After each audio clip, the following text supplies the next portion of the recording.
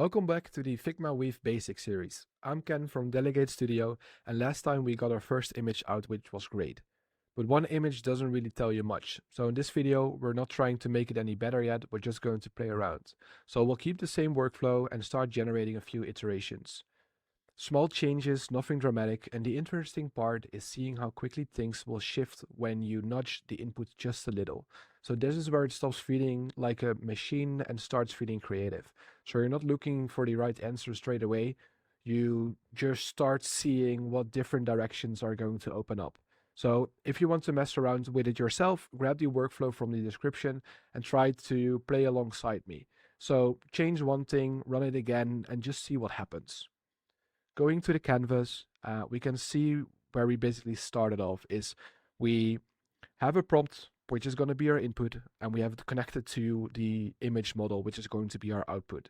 So in this case, the input is a model wearing a blue outfit in a studio. Now, I was a little bit lucky by getting this result. There wasn't any control involved whatsoever. So yeah, we are going to try and bring that back. So if we go to the right, we can basically see that I kind of build out this little workflow to make sure that I can implement the outfit that I like. So what I did is we kept the basics. We have a prompt, we have the output, which was our image generation, and we are going to try to turn it around and try to make our output our input for now. So we generated or inserted a new nano banana nodes, and this is basically going to be our new output. So everything that we want to change and want to implement together is going to be our input. On the left hand side here, you can see that we added 2 reference images and a prompt. So we have the initial image we generated, and then underneath we have the outfit that we would like to implement in the image overall.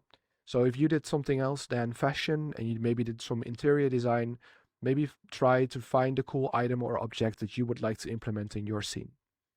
What we did here for the prompt is we told the image generation node to change the blue outfit in image 1 to the red outfit from image 2. And you can see that everything in the scene stayed the same, and only the outfit was changed. So it did what we asked it to do.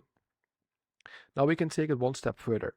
So what I also want to do is I want to change the model that we have within the scene as well. So again, our output that we had becomes our input because we want to change it. So we keep everything else the same. This is not going to influence our flow whatsoever on the left-hand side. We could say to just remove it because we already have our new input here.